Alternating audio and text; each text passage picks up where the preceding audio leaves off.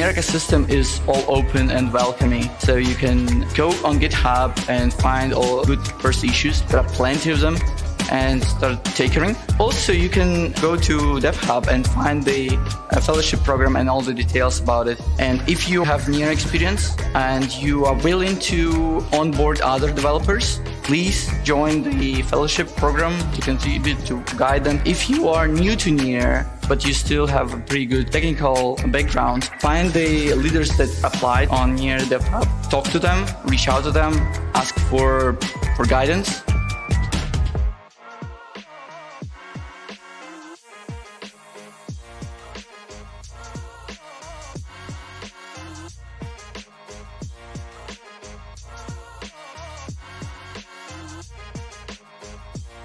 If our protocol was our primary source of revenue and we had like a fee baked into the protocol that, like we were charging 2% fees or something, and it was baked in the smart contract, someone could just like take our open source smart contract, deploy it, and then change that fee to be 0, for example. And even in that situation, like think about the amount of people that are going to be using this. If 1 out of every 20 forks the Keep-On protocol, makes changes as a Rust developer, understands needs to dig into the code to see where the fees are, understand how to change it, turn it off, and like integrate it back into their own app. Again, I don't really care. A lot of people, I think, underestimate how much work that really is and how much you really have to execute on some of this stuff for it to really be meaningful.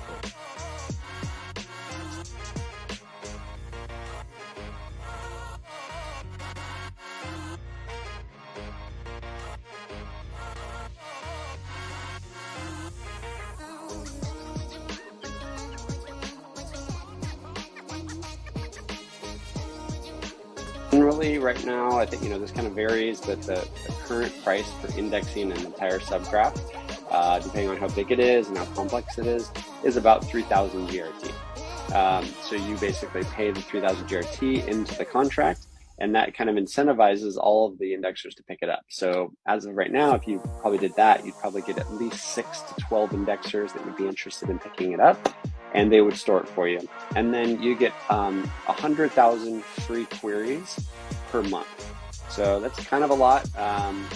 You can kind of calculate that based on like traffic and what you expect on your application.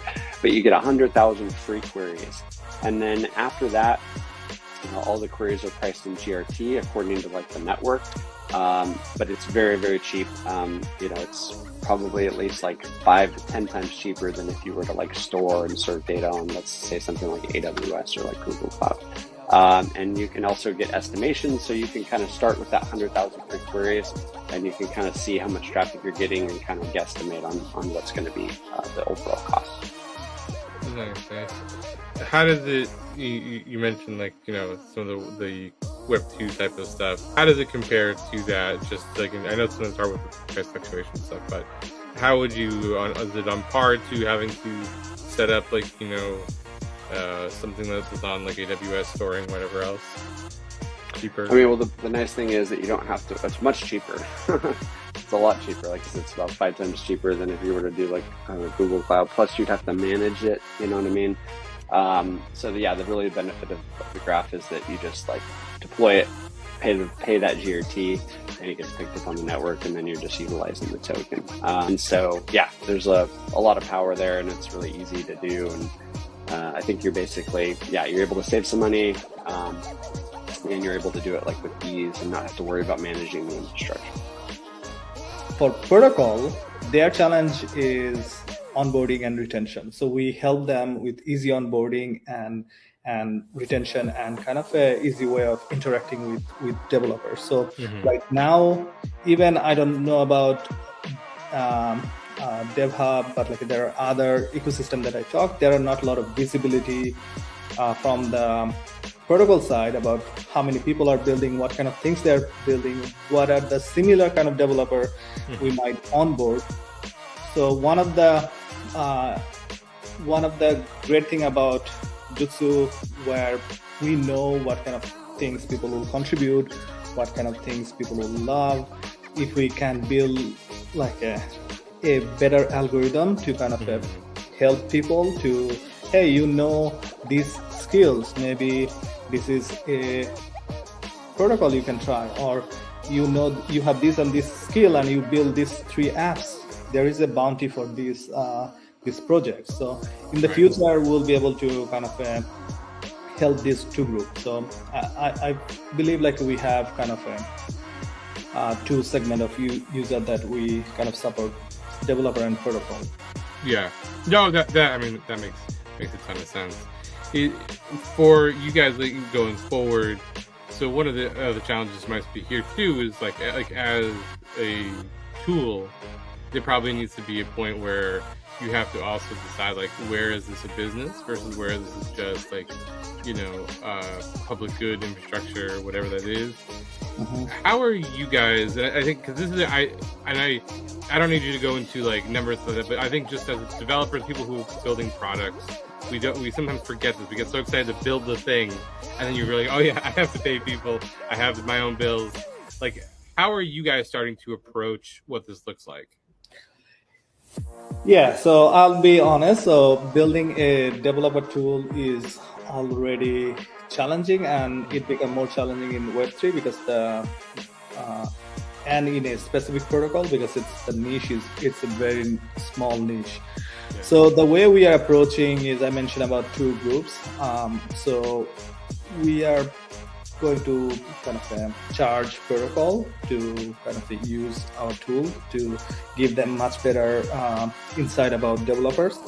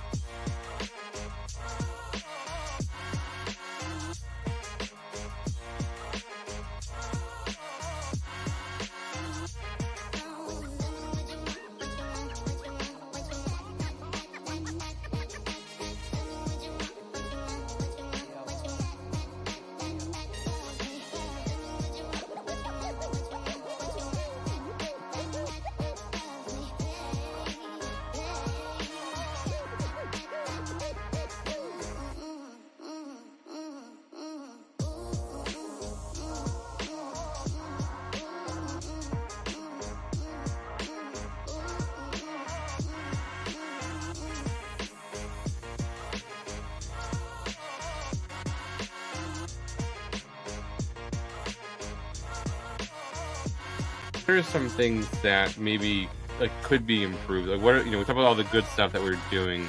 Like what are some things that maybe like still needs to be worked on and get better? Yeah, it's definitely not all unicorns and roses. There are a lot of inefficiencies and optimizations on the table. This near social gateways, user experience or developer experience is still improving in the process of just building better tooling around it. There is a need for more visibility to the processes. Just like today, I tried to present to just wanted to paint a picture of how it could be put together. But ideally there would be a place where it would be much more in a shorter format, presented, visualized. So it's much easier to understand how pieces could be brought together. As you have seen, it's not just one SDK that we use. It's actually a combination of many, which are based on efforts of different teams in the ecosystem. It's not just one company or one team is building it. It's a truly open source effort of providing building blocks and slowly building on top of each other. Yeah, great point. I mean, that is thinking it too, right? Everything is open source. One of the things that comes to mind here with all of this AI stuff, right, is like reliability of the AI itself. How are you guys approaching that? Like I saw, like we showed you the transaction before it didn't just like execute on its own. But what are other mechanisms you guys are thinking about to protect against that? Yeah, so just kind of like when you go into an exchanges and you put in a sloppy number and then something pops up and says, hey, you idiot, why are you, or if something's over, let's say $25 or something, we can start putting safeguards into the system that basically says, are you sure this looks like a pretty intense thing you're trying to do? Also on the roadmap is starting to build the fraud protection mechanisms. And then when we start importing other AI agents, that's when we're really going to have to dig deep in making sure that it's not doing anything that you don't want. Like let's do a swap, and then the reality is the transaction that gets built sends half of your funds to someone else. So if you go into Minface and you make a transaction, you can drill into all of what you're doing, right? Mm-hmm. You show what functions you're calling on what contract, how much of each different piece you're doing. We also built an AI agent that explains with human readable text what the transaction is that you're trying to do. Mm-hmm. So it's weird to say that AI fixes everything, but it kind of is. And we know things could get tricky if we get too far ahead of ourselves.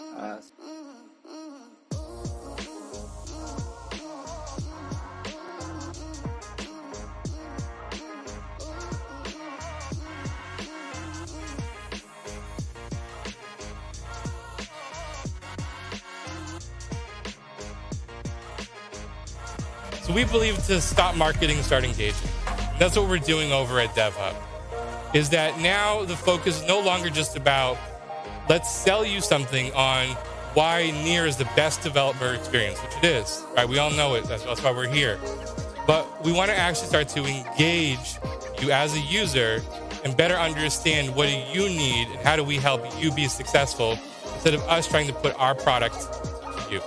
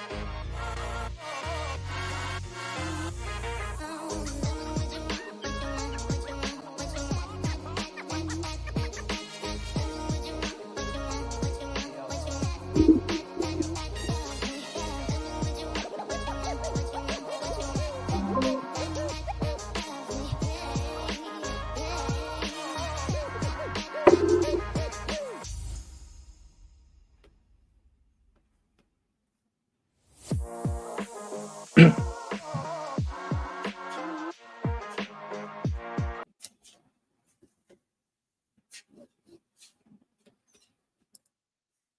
folks, we are live again here on another DevHub Live. Thanks so much for joining us.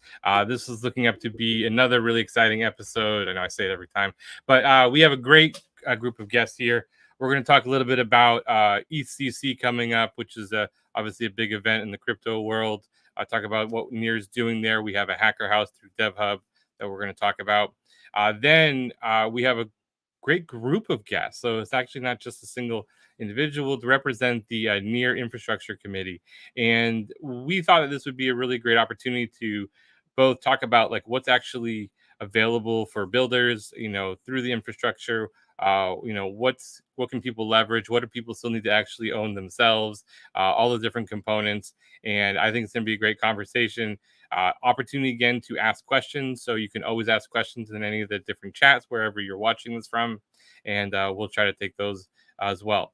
But let's get started. I have Owen with me again today, and we're going to bring Owen up, and we're going to bring up Jose and Noma to talk about EthCC and the Hacker House. Hey, Owen, let's bring up Jose. And hey, Noma. guys. Hey, Hi, everyone. everybody. Thank you for having us. No problem. So EthCC is obviously a big event, a lot going on there, and Near DevHub has a presence there. Jose, you want to talk a little bit about what we're doing? Yeah, absolutely. We're 3 weeks up to EthCC, and not just the conference. We are focused on the ETH Global Hackathon at Brussels by the end of the conference. So we at DevHub, we design not only a space but also an experience for hackers to boost their efforts and their projects, especially during the night, because during the day we will have a strong presence at the main venue. We'll have DevRel over there to provide support for hackers, but during the night sometimes is when the magic happens, right? So especially for the first night is when the people start thinking about the ideas that they want to create and present. What are the opportunities for them? And the second night is usually, the hard night for coding. So we designed this experience in an amazing hacker house in Brussels, nearby the main venue. Well, it will start, first night, it will start at 7 p.m. And we hope to have some, some surprises for the hackers. It will close at 9 a.m. in the morning, the next morning. And the second night is the same. 9 p.m. starts the hacker house, and at 9 a.m. the day of the submission. So I don't want to share too much, but we designed some experience to boost the project. We will have technical mentorship and support at the hacker house, also online support. During this late hours or early in the morning. And the idea is like when we attend EthCC, a couple of years ago, and last year at Paris, the night is sometimes hard to keep your focus on working. There are several people crashing on the tables. It could be not the best environment to hack. So that's what we want to hack, and that's what we want to fix with the experience.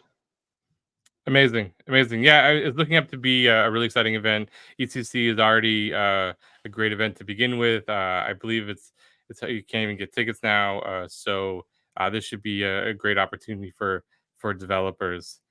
One of the things I think is really a big piece of all of this really is the educational stuff and opportunity to kind of learn more about Near. So at the actual event, if you're not at the hacker house, what's the best way to kind of connect with Near? Well, in the case we got for you have all the resources, all the technical document that you may need for hacking with us, and of course it's a ETH Global Hackathon. But we got several opportunities to integrate with several, through chain abstraction to work with several blockchains, and also we help the developers to find the best opportunity to apply for several bounties. So all the technical documentation that you may need, you have a hand, you have all the people around the globe. Like we got several people in the US, some people in Asia, some people in Europe. So the support will be around the clock. And the idea is that, again, like the first night when you gather your team and you start thinking about what you want to build, just join us. We're gonna be at the main venue at the beginning, then we're gonna be at the Hacker House, and we'll provide all the support. And most of the people in the ecosystem know what we do. You know, like Neoma will be around, has been around for several years on the hackathon ecosystem, and Maria and the rest of the team. So we gather really good knowledge of how to help developers to properly build a real project with good opportunities to develop it to launch. Yeah, for sure. I mean, and you served as DevRel at a few of these events now. What are some things that you think are really critical as they come into this of planning to actually make a hackathon successful? I think the main thing I see is people taking the first like whole day, maybe even to the next day, trying to think what to build. It's always great to have a bit of a think beforehand, and it's a hackathon, right? The implementation doesn't have to be perfect. I think people should just go ahead and get stuck in and try and start implementing from the first night, really. And it can be a bit chaos with finding a team, but I would just say be social, be open with everyone, try and get that team nailed down quickly, and you can have people come in at later stages. But hackathons are like it's rush hour every single hour, so you have to get cracking soon, really. So Sure. I like to see, like, it was day 2 at the last hackathon I was at, and I knew these guys wanted to build on this, so I was like, so what are you considering building? And they were like, oh, I still don't know yet. You have like 24 hours left. Right. So I really like to see people getting to work early. And Jose, you were saying we have a lot of development support and all the resources. What about the goods to get them through the night? Do we have plenty of caffeine there? Well, Val can answer to that, right? Yes, I can talk about that. Hey, everybody. I'm here to get you excited about the Hacker House. Jose, Owen, Neoma, they're in charge of the technical part, and I'm in charge of making the magic happen for all of you. So we have reserved an amazing space in Brussels. It's basically a four-story building. So we have like 4 apartments, 4 different spaces. There will be a lot of tables and chairs available for you. What we want to do is take care of you so that you can only focus on your project. So yes, there will be plenty of caffeine and more than that. So you will definitely be covered for a light dinner and ongoing snacks throughout the night. Plus other surprises. I won't share it right now, but there is also a game room, so you have some space to just chill for some time and like take a break and maybe play some pool or pinball. There are different games in the Hacker House, so that's really nice. You can also take a nap. Can you hear me? Yeah. So Yeah, we will have you're only breaking up a 50 little bit. You're spaces okay. available. It's okay. Good. Thank you. We have only 50 spaces available, so you can all register right now in the Luma link that you have here, or that you will see in all social media. But we have only 50 spaces, so it's very important for you to get to the venue at before around 7 p.m. when Jose said. That's when we're starting on the first day. And because it's first come, first served, okay, we can only host 50 hackers. So if we have more than 50 hackers, that's amazing, but you won't be able to come into the venue. And it's because we're already a lot. Okay, so not everybody gets a bed, but you definitely have places to sleep and take a nap if you need to.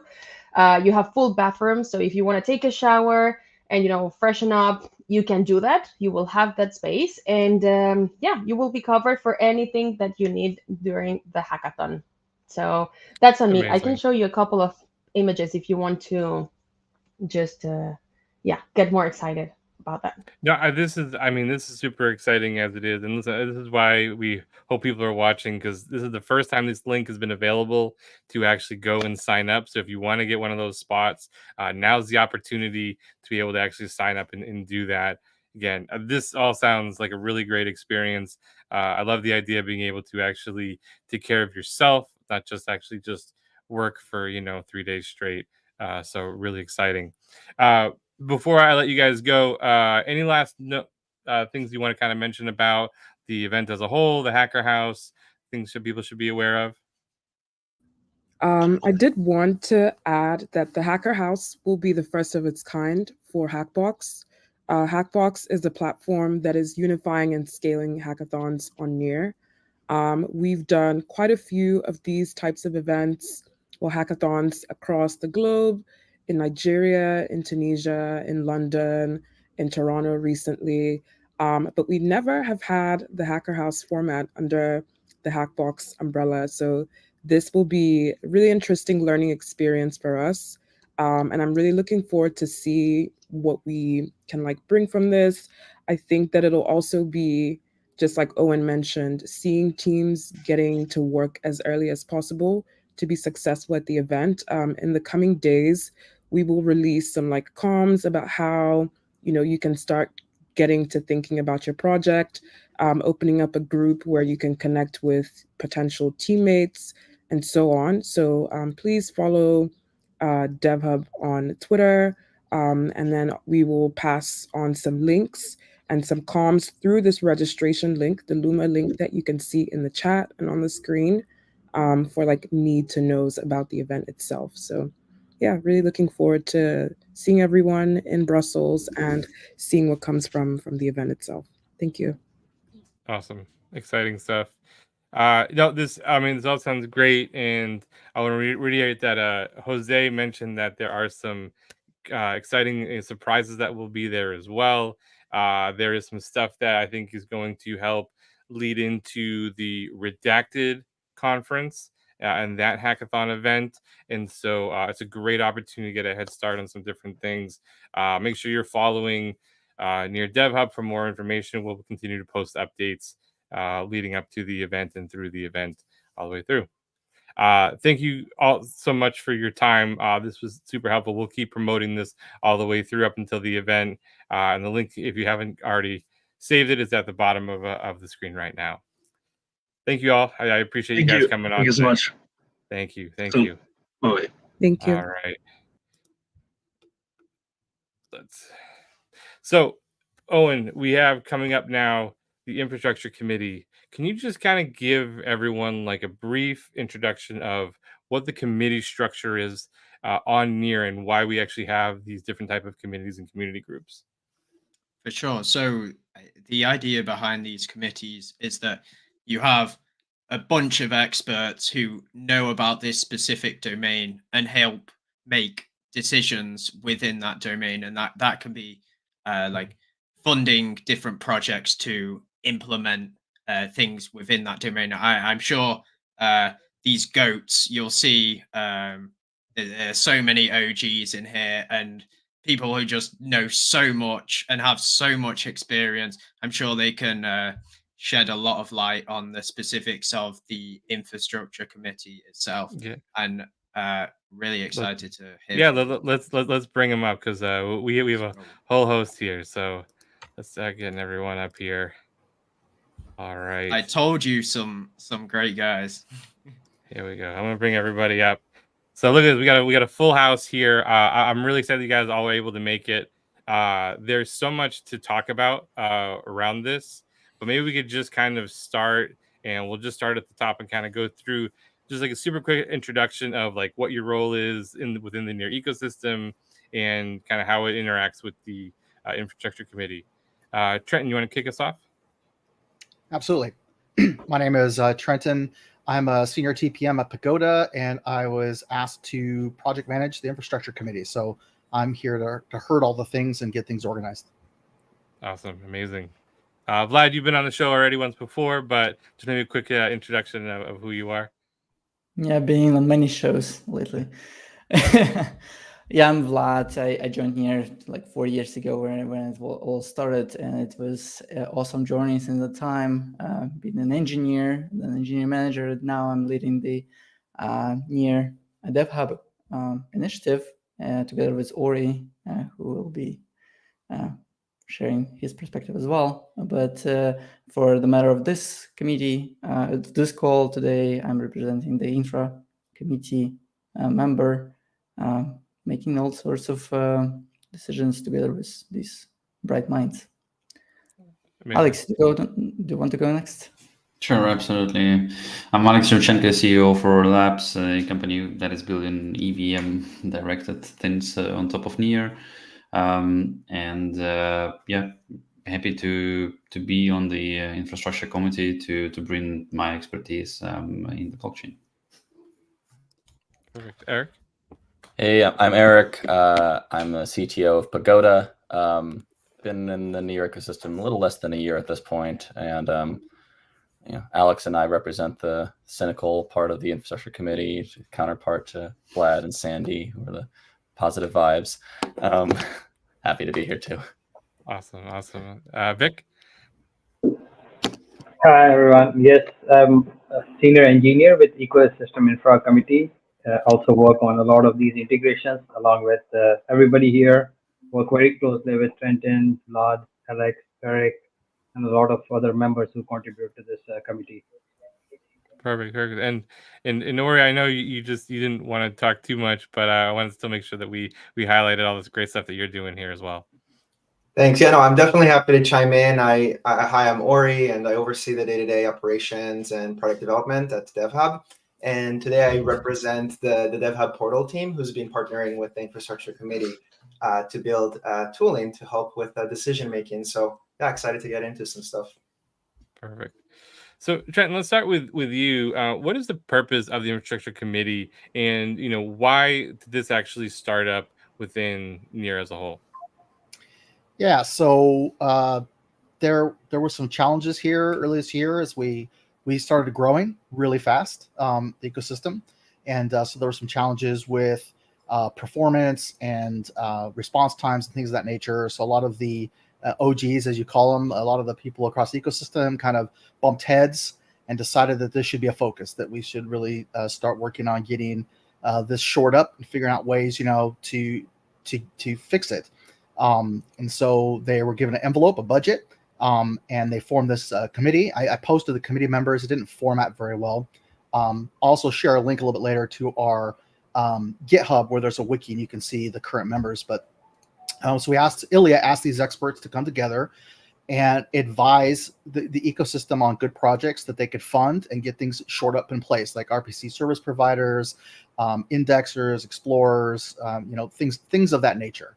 And we've probably, at this point, looked at maybe 20 to 25 proposals so far in the manual process. We put together a manual process to get things kind of rocking and rolling. So we've looked at quite a few proposals. We have probably 5 or 6 that have been funded now, including ongoing support for wallets and RPC providers, indexers. So there has been a noticeable improvement in infrastructure and response times. So I think that when you look at the results, it's working. So yeah, that's why it was put together, just to shore some things up and make things better, improve the infrastructure. No, that's great. Is the mission, would you say, to make sure that these things are being funded through maybe Near, but being built outside? Or is the goal to say, like, we just need some of these things actually done, and so whomever ends up picking it up, whether it's internal or external? I would say the committee's probably been mostly focused on third parties, like people that are not directly related to the committee, but there are a couple projects even from representatives inside the committee. So I would say it's a mix of both. I think really, I really think the focus was on let's fix things, let's make them better, right? And of course, there's still a strong push when you. I'm a kind of a fly on the wall in the committee, right? So I'm not a participating member. I'm just organizing, so I get to watch and see. And I would say that the group is still focused on decentralizing infrastructure, and bringing new people into the ecosystem and new developers. So I think there's a strong focus, both on fixing things, but also kind of expanding the breadth of opportunity for the ecosystem. For sure. Alex, you obviously are part of a really big piece of infrastructure that's built on top of Near running Aurora. So how does this role kind of fit into both from your expertise standpoint, but also making sure that like other stuff is actually being built and integrated? So obviously, in the journey of Aurora, we need to take care of lots of different pieces of the infrastructure for Aurora. If you will think of Aurora itself, it's kind of like a mini version of a network or an additional network. There are some things that we are directly inheriting from Near, but there are other things that need to be built from scratch, like RPC, for example, and indexing services, Explorer, stuff like that. It was many things were a little bit easy, much easier than in Near ecosystem, just because there are some tools that are available already for EVM networks, and these tools can be applied either through the partnerships or through direct purchase of these things, or just launching of the open source versions and stuff like that. However, just having this expertise and thinking a lot about how things are working for the EVM, together with the Rainbow Bridge, which kind of connects the Near side and Ethereum, and within the Rainbow Bridge, since Aurora has been developing a Rainbow Bridge for a pretty long period of time, we were also thinking a lot about this infrastructure. So it's kind of my involvement in the infrastructure committee is a pretty natural extension and sharing of this knowledge, and just assessing ideas that are brought up to the ecosystem, as well as, and this is also a pretty important thing for the infrastructure committees, formulating the needs of the ecosystem in the form of RFPs. So one of the important goals for infrastructure committee here for us is to become less reactive on the proposals that different companies and different groups of people are bringing to the ecosystem, but instead transition into more proactive approach, where we're saying, okay, here is the problem. We believe that this problem should be fixed. Please come up with the solutions. That's like, from my point of view, all of the currently in the infrastructure committee, the diversity of the participants is super great to be able to look at the infrastructure in a very, very complex and comprehensible manner. So we are altogether able to come up with these RFPs and agree on some of the approaches. Yeah, great point about the RFPs. I think that's something that maybe people aren't truly aware of, that if you are a builder and you are looking to work on something, like, there is opportunity to come see, like, hey, you don't have to start from scratch. There's opportunity to go look for funding and actually build some of these things. I think it's a nice transition to maybe talk to you, Eric, a little bit about Pagoda's role. I think people who have been around the ecosystem first think of Pagoda as actually building a lot of this infrastructure. But as some of that has changed a little bit over the years, can you talk a little bit about, like, the role both Pagoda plays in the larger ecosystem, but then where it fits into this ecosystem infrastructure committee? Sure. Pagoda is in a so one of the things that's a little challenging about Pagoda, that I think that we have a lot of room to improve on, is that we are both part of infrastructure decision making and execution. So a lot of what Pagoda does is sort of falls into the bucket of building out near core infrastructure, whether that's dev tools, libraries, or experimentations that might turn into core dev tools, libraries, and services. So we try to push that a little bit forward.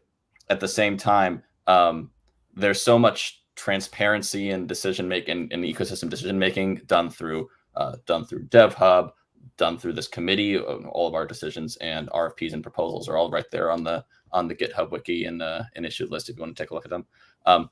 But Pagoda's decision making and execution process can tend to look a little opaque.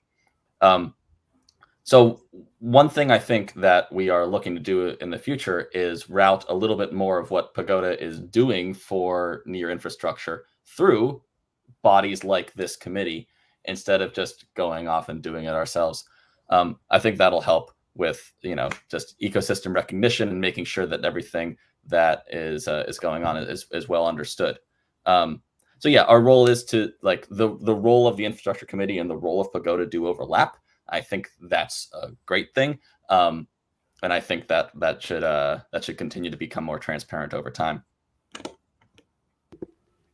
Yeah, I mean, I think it's a good point. Some of it, right, probably is for you guys is also just like a larger education piece of not just stuff that you're building, but like where that actually fits into long-term support and things like that as well. So, Vlad, you've actually built a lot of, some of the early infrastructure and you continue to be involved, especially with tooling and things like that.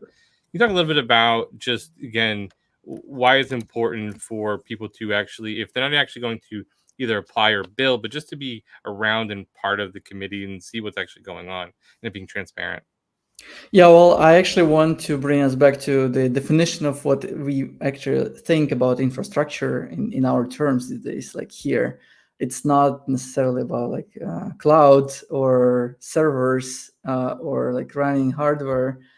We are thinking about the foundation that is built upon for the app. So infrastructure is something that you reuse when you build the end user applications. And for us, it is not only the very first thing that comes to mind is RPCs in near world like with any blockchain, but there are more pieces than that. It is Explorer, the very first one that comes to mind, to just see at least what's going on inside that network.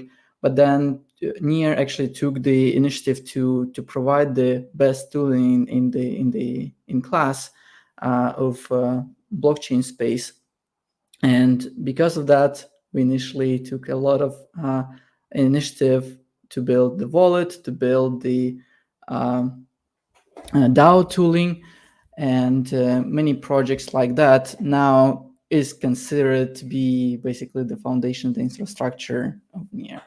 And this is where the importance comes from, the importance of building all these composable tools and reusable tools, so that it actually powers and accelerates the innovation. It allows people to be more productive when you have tools that allow you to debug, to understand better, to learn better, is just much more brings us much better future. And the apps like Hot, for example, I like that we can now see something that is actually leveraging the infrastructure at the maximum capacity day to day, 24/7. And we see a lot of challenges coming from there. And in DevHub, we also build the tools that leverage many of the features of Near protocol to its best extent. So we challenge ourselves, we challenge the infrastructure, and we identify the weak points, and that's where the innovation come from. And that's what we then can formulate into a request for proposals, RFPs, for the broader community And this is where this basically infrastructure committee, came about, is from the need to actually scale, to involve more people, more teams, more vision for different building blocks that would power the rest of the applications in the Near ecosystem. I hope that answers the question. Yeah, no, I think that's great. That's a great point. That's important that we talk about like what infrastructure really is, and especially not just on Near, but I think like in Web3, right? Is that sometimes, we see it all the time in DevHub talking to devs, is that transition of the mindset of, what is actually powering my application? When I'm building on a project, what actually is involved in that, and it's not just talking about servers all the time. It is this whole other thing. With that said, and this is kind of open to everyone, what are some gaps though that we're still seeing in Near that like your committee really is trying to focus on, encouraging people to start looking at building, to get improve some of these things? And I suppose further to that, you've talked a lot about these RFPs. Are there any active ones open? I'll jump in. I think the first RFP that we put out as a committee was for a treasury management tool. We have a great, we have this Sputnik DAO v2 contract that's been in the system. It's been on Near for a while. It has a few interfaces, Astro DAO, Astro++, and it's very feature rich, but it's also very complicated. And if you're just trying to manage a pool of tokens, it can be a little overwhelming and hard to use for somebody who's sort of taking on a treasury management role in a group. So we've identified this need. It's come through both the Near Foundation as well as a few other parties in the ecosystem trying to launch tokens on Near, just how they're going to manage those tokens in a way that doesn't require understanding everything about how DAOs work. So that was one of our RFPs. We've gotten some great submissions for those, and we're close to choosing a vendor or vendors to make them. In general, sort of as we see these sorts of gaps in the Near infrastructure, and even if we see proposals coming through that are of a certain pattern, we hope to turn those into RFPs. Where we're more likely to be interested in sort of proposals coming to us is if somebody identifies a piece of Near infrastructure that we didn't even think about. So if we're talking about RPC providers, if we see a gap there, we would take that as an RFP. But if there's some sort of, for instance, privacy primitive that somebody could add to the Near protocol, and it would then become part of Near infrastructure that other people could build on, those are sort of proposals to us that we would be really excited about. Anyone else want to jump in? Yeah, a quick question on that part. So when you put out an RFP and you have multiple people applying for that, is that something that you do actually to have maybe multiple parties actually be rewarded so that it is not reliant on a single developer, or is it really just kind of a case per case basis? We've had those discussions. For now, it's a case by case basis. I mean, there's often value in having multiple providers for a solution for competitive reasons, to hedge our bets. But at the same time, we have a limited budget and we want to spend it wisely. And I think the value of having this as a committee of people who are from different parts in the ecosystem and are working well together is that we can just have those conversations openly and not necessarily get locked into a single answer for each particular case. I could chime in. Just on the RFPs in general. We had a virtual offsite for the committee and several pretty long strategy planning sessions to kind of hash out issues in the ecosystem, things that the committee wanted to see.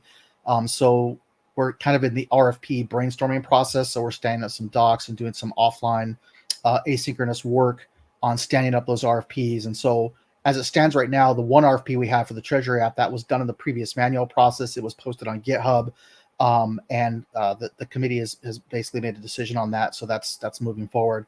And then future RFPs are due shortly. So it's something. I think you've gone on mute there. My apologies. That's something that is coming shortly. People should keep their eyes out, and that will be using our shiny new infrastructure portal that was put together by our friends at DevHub, and it's pretty amazing. So. Yeah, I'd like to also chime in a bit. The most important part is, as Eric said, is to keep the balance between buying everything, like basically giving out grants to every single idea, and like involve as many teams as possible, and at the same time maintaining the budget lean.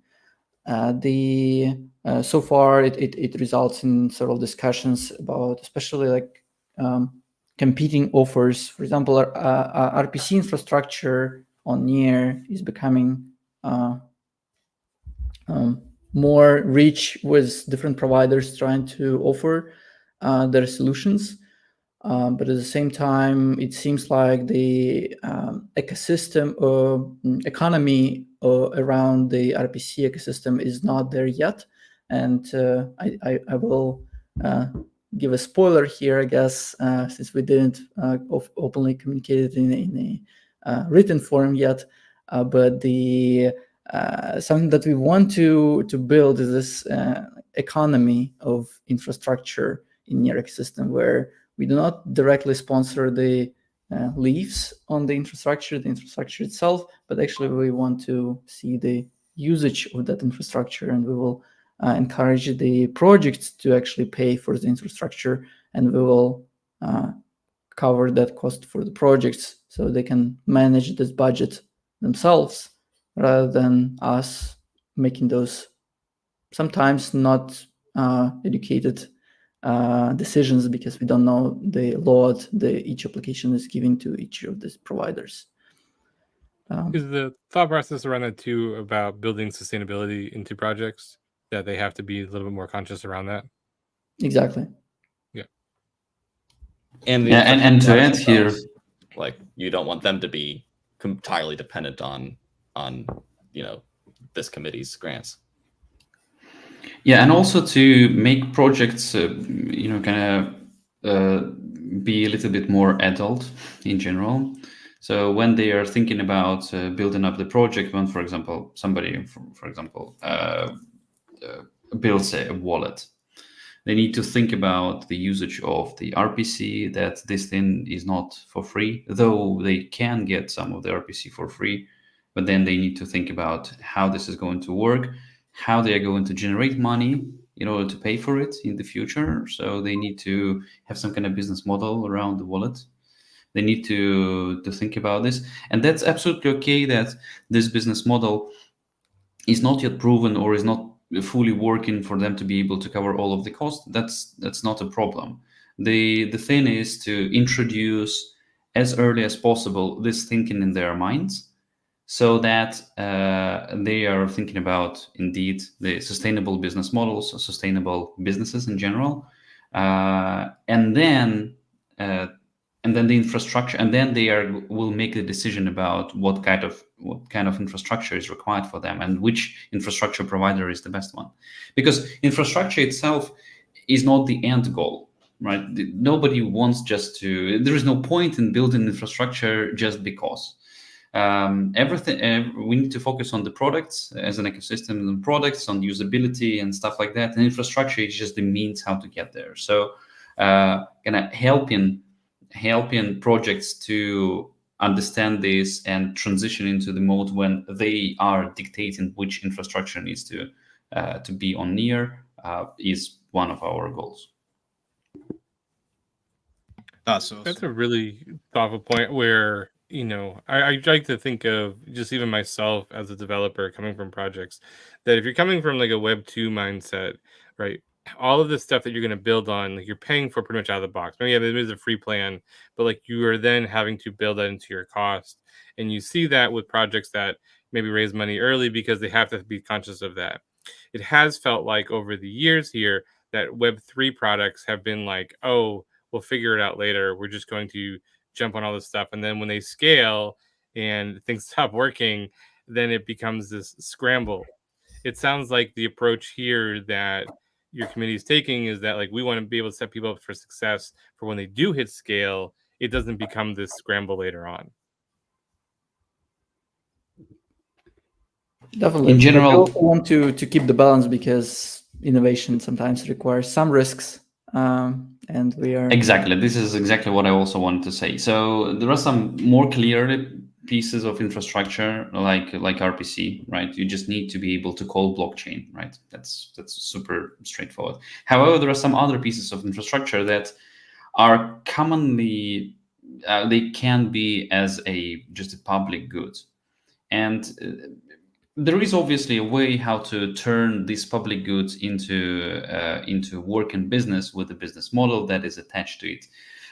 However, it might be more cost and more inconvenience for the ecosystem. So just to give you some example about one of the things that I was personally thinking of, I was thinking of chain signatures, right, and chain abstraction. So can we potentially live in the world when chain signature provider is actually not a service on Near, but rather a separate company that has its own token? And in order to be able to access the chain signature service, you need to pay this token you need to use this token, right? Obviously, I mean, if it would be not Near who is building it, but a third-party business, they would be able to do this service exactly in this type and manner. However, then we're going to come to a situation when there is this chain signature provider, somebody else can launch their own chain signature provider with their own token, and others and others. So many chain signature providers. That's good because there is a competition between them. But the token aspect here, and that the application who is going to use the chain signature provider as infrastructure.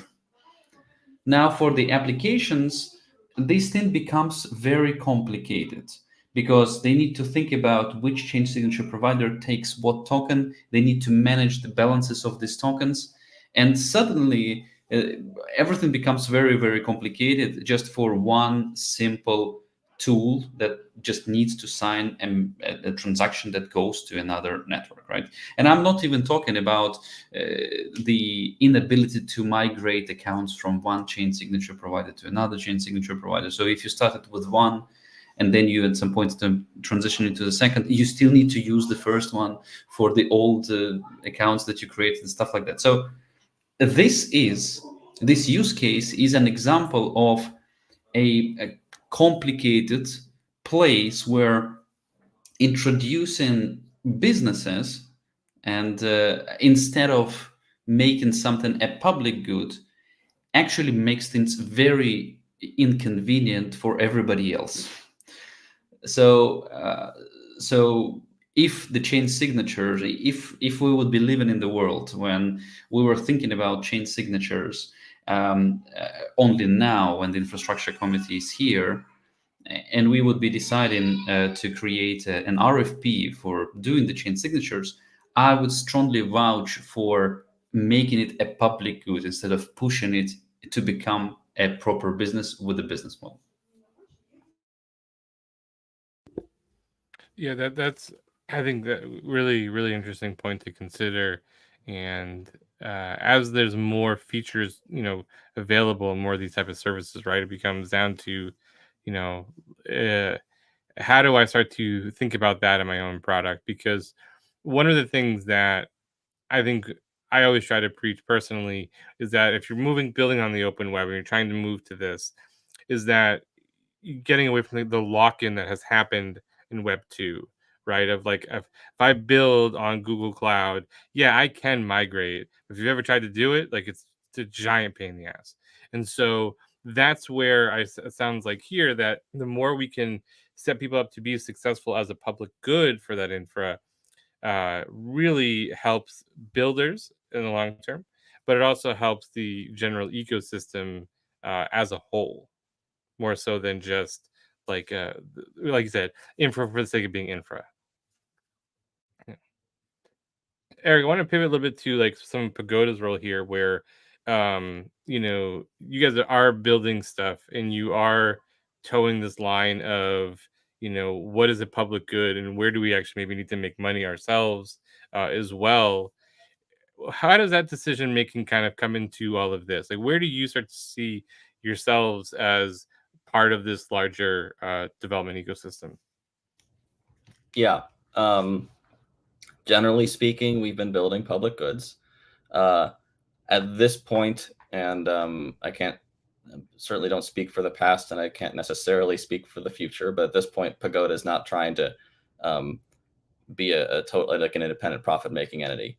We are engineering arm for the Near ecosystem as a whole, the Near Foundation. But if we don't think about everything we do in economic terms, it's bad for the ecosystem and bad for the community. And just an example of that is the Near ecosystem required an RPC provider when it was just getting started.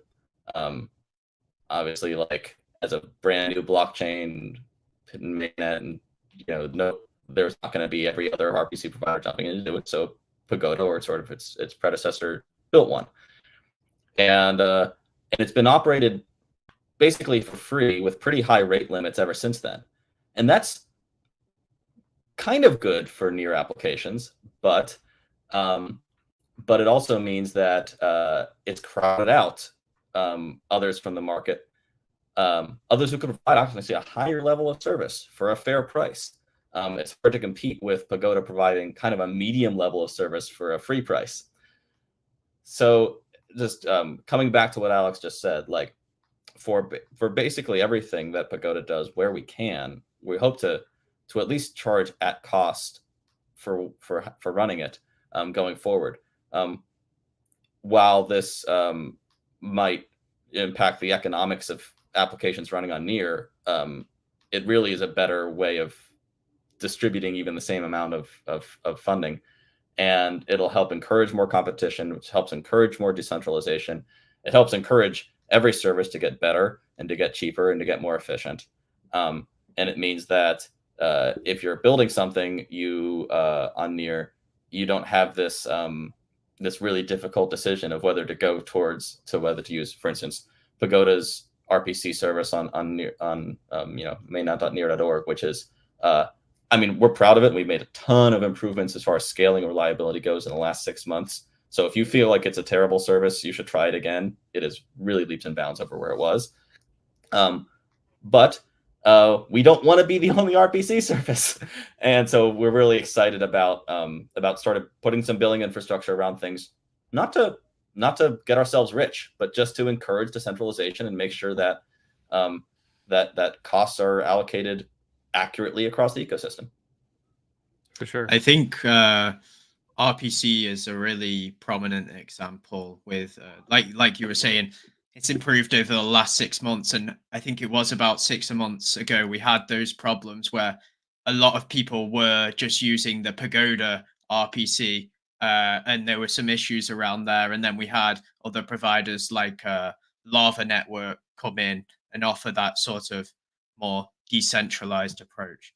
I think we've had some really good examples here of what the infrastructure committee is doing. Maybe we can get more into like how can people get involved with looking at these requests for proposals, making their own proposals, and maybe even from a community side, how people can have their voices heard, and if they're not happy with the RPC services or the wallets that are being provided, how can they make their voice heard and hope for like a request for a proposal?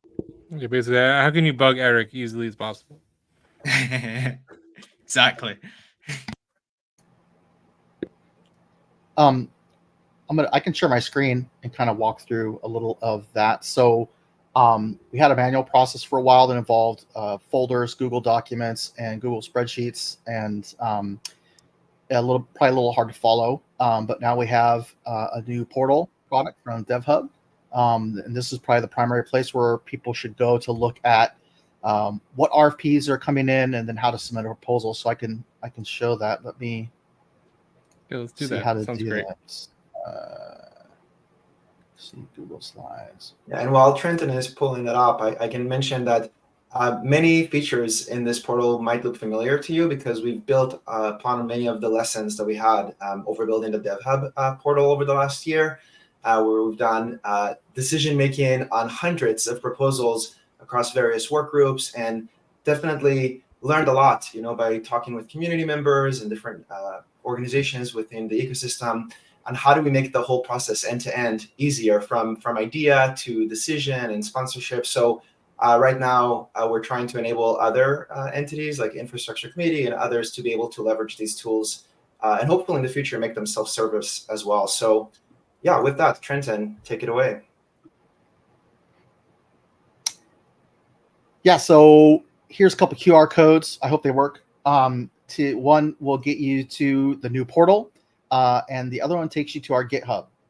So the GitHub is around organizing issues, mostly projects and issues. That's between both the committee and some of the other teams that are implementing projects for us, and we're helping to manage those on the GitHub side.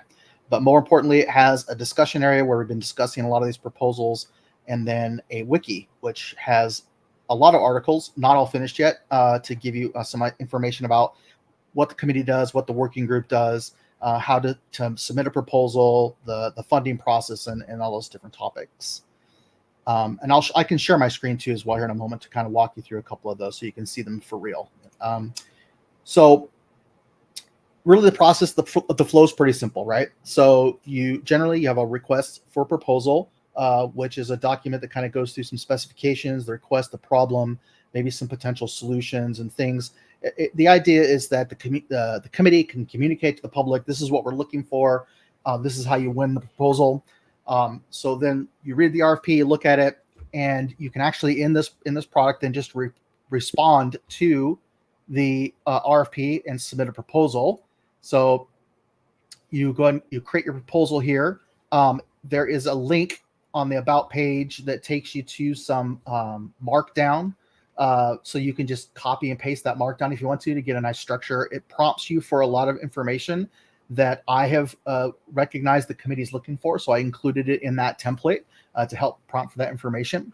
You submit your proposal. That creates the ability for people to then have a discussion under that proposal. So people can provide attestations, comments, and questions that then the proposal submitter could answer or clarify. And then, of course, on both of those sides, both the RFP side and the proposal side, there's this really nifty tracking on the side of the page that shows you the status of that RFP and the status of that proposal and where it's at in the process.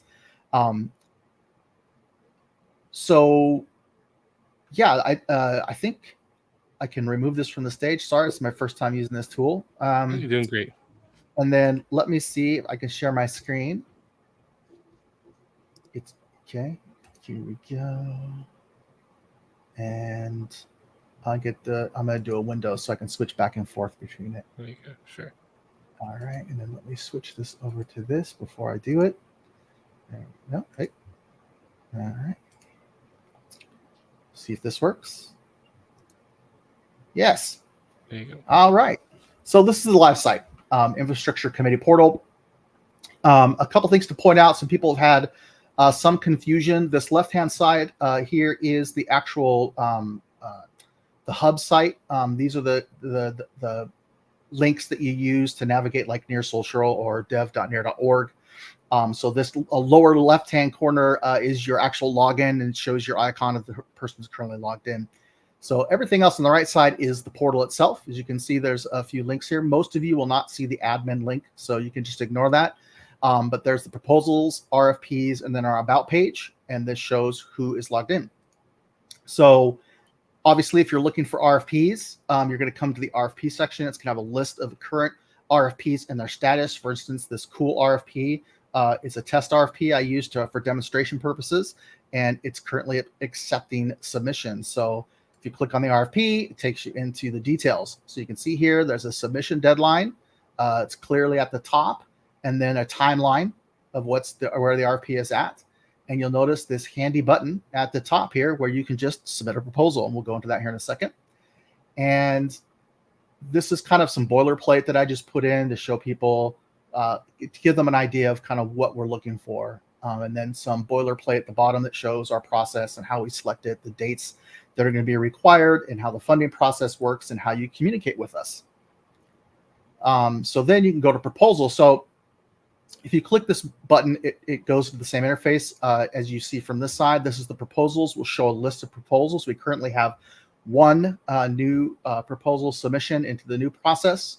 So you can click into the proposal, and again, it shows us the author, what they're asking for. They've also completed the fractal verification, which is a really nice speed up of the funding process. So it normally happens kind of offline in a manual way. And so this is a way to kind of speed that up, or move that through the process quicker. And then as you can see, they used our template, the boilerplate, and put in the details. And then of course, on the side here is this timeline that shows you what state that particular proposal's in. And you can share it. So the About page just gives you the kind of the overview of the committee, if it will actually, thank you, buddy. It will link it to it. Here you go. So just talks about important links. Actually, our areas of funding is going to be changing. There's a couple areas that we're no longer looking for submissions, so that will be modified here soon. And then the link to the proposal markup. We're also, again, we're working on some things like our evaluation criteria, our code of conduct, and our terms and conditions. So again, there's just a lot of stuff hot and heavy going on in the infrastructure committee. Obviously, a limited amount of time. We're talking about some important people with companies of their own to run and things to do. So be patient with the committee as they work through all these things. Looks awesome. Yeah, I mean, obviously really well organized and makes sense of how to start doing that. Let's say I want to just follow along. I want to just be, see what's going on. Is it simply just coming and checking these different posts? Are there public meetings that people can also attend? We currently don't have public meetings, although the committee has reserved the right to request proposal submitters to attend a meeting. So we have a separate time set aside for that if we want to invite someone to infrastructure meeting. We're currently meeting weekly just because of the volume of things that need to be accomplished and the things we're trying to get set up. Okay. And the regular cadence is going to be bi-weekly. So yeah, we're working on a blogging mechanism, which will probably temporarily use GitHub, and I'm hoping at some point it will be actually in the portal. So we're going to start putting together weekly blogs to keep people informed about the status and where we're at on things, so they can keep up with that. And I'm hoping that makes its way into some of the regular newsletters that you see out there, like the daily newsletter and the weekly newsletter from Nearweek. So yeah, I mean, that's definitely on our plate. Just like I said, there's still a lot of groundwork that we're working on to get things set up, and so that we haven't got quite to that point yet. Yeah, I mean, certainly it takes a lot of time and effort to get all this stuff together. Let's kind of just, I think we've really come to a point where I think it's really clear of like where general direction is. But can we talk a little bit about long term, where does this committee actually feel like they're going? In a year from now, is this something where the majority of this type of all infrastructure is coming through this committee, or is it still very, do you feel like it becomes more specialized? What are the thoughts around that? I'll jump in. I mean, it's really hard. We're not here to necessarily predict that at the moment. I think what we've been learning as an ecosystem is that there's room for different kinds of decision-making apparatuses on the way from mainnet launch to a fully decentralized future. And there's some value in having a committee like this one that can sort of come together and use their expertise and conversations in order to help make decisions with a little bit of a less structured decision-making criteria. And there's value in the model that you see on DevHub, where everything's totally public and there's very clear rubrics. And there's value in the model you see if you go to Potluck, which if you haven't checked out, I highly recommend it. Potluck.org, POTLFCK, which is a different public goods funding mechanism. And so we're we've always been in a bit of an experimental phase, trying out different decision-making mechanisms, grant-making mechanisms in order to figure out the best way to create a fantastic platform for people to build on. This will continue to evolve. So I think we're still in early days of figuring out what works best, short-term and long-term. Yeah, I mean, I think that certainly makes sense, right? I think everything kind of feels a little bit like an experiment right now, but if you don't try some of this stuff, right, you can't figure that out.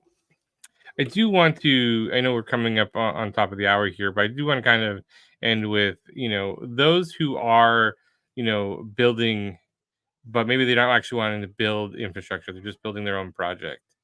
What's the best way for them to really know like what's available to them related to infrastructure?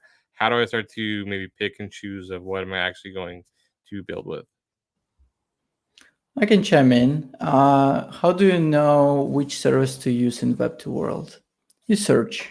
So this is the universal answer, I guess, even for Near as well. I think there is no universal solution better than just look around and be connected. So definitely, shameless plug, DevHub could help you out with onboarding and just learning your way. You can ask in the chats, you can ask on Stack Overflow, you can attend the lovely DevHub Live calls or subscribe to the newsletter to keep yourself updated.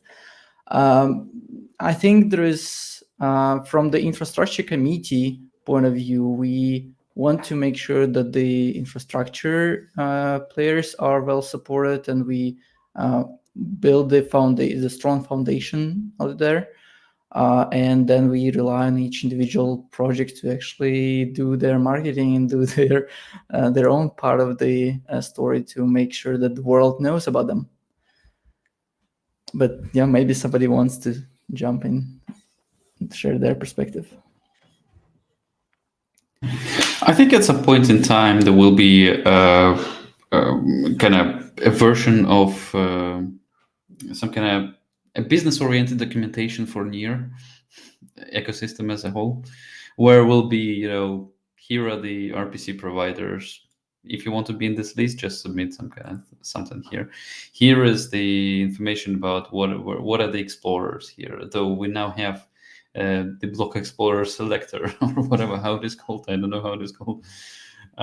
Here are the wallets that potentially can integrate and work with, because for many applications, integrations with wallets can bring some benefits, because wallets can bring users and applications are going to get these users, right? So usually there is some kind of there is something to discuss there. So there might be some kind of map of the Near ecosystem, something like Awesome Near.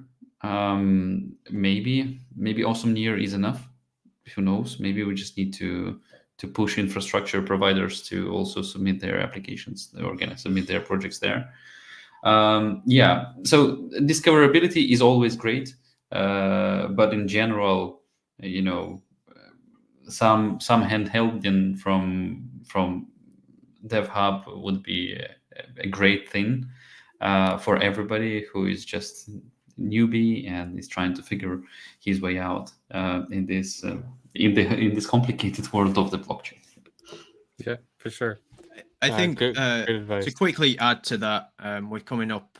Well, we've passed time here, really, so we should wrap up. But right now, what there is you were saying, for example, a list of RPC providers and like requesting or adding yourself there. Right now, there's a list of RPC providers that are available on there, and that's part of the documentation. And if you don't know, as part of the docs, it's all hosted like on GitHub, so you can come along on the docs. And if you scroll down to the bottom of any docs.near.org page, you can just click edit this page and make a pull request to have your RPC listed there. And also, if you want to, for example, we just had Reclaim Protocol integrate, and we're looking on how we can fit businesses and infrastructure providers into our docs. So come along into like the public channels and the documentation group and discuss like how we can best fit your product and your services into the docs. And like I say, it's sort of permissionless, so feel free to open a PR to have your work featured.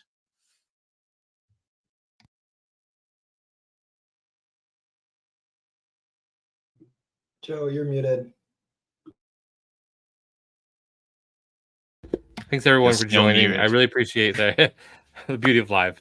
I really appreciate you guys coming on and talking about this. I think this is really important for people to understand, both if you're interested just in the community as a whole, but especially if you're a developer, to understand again where a lot of this infrastructure is coming from, how it gets funded, how you can get involved, and all that stuff. And so, as you guys continue to do more as a committee, we'll certainly love to have you guys back on and talk more about some of the things that are coming down the pipeline. But this was a really great introduction, and I really appreciate everyone's time. Thank you guys. I love to thank everyone just in general for their commitment to the ecosystem as well. Like everyone For sure. here has had such a huge impact on there. And you as Absolutely. well. Thanks for having us. Thanks you all. Yeah. Take care. Thank you. All right. So, Owen, I thought that was really nice to really get a full overview of what's actually being done on the infrastructure side, because that's somewhat of a black box for developers, where it's like, where am I supposed to actually get some of these different resources from, and who is going to actually be building some of the stuff? Yeah, definitely interesting conversation, and I think not just the topic at hand was interesting, but the people we had there. Like I say, some OGs and real smart people that have contributed a lot to the ecosystem. So it's Yeah, awesome no, to for see that. sure. And one of the things too, I will definitely continue to encourage people to continue to be involved. That was great advice about the docs piece. And so, going on there, it is open to anyone, giving feedback and contributing. We want, community members to actually be part of all of this.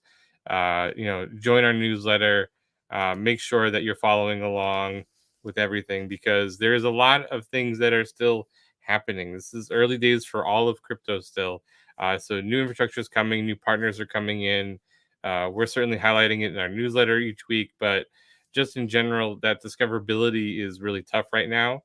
And so, the more you can kind of stay plugged in and follow along, I think it'll be a better situation for everyone.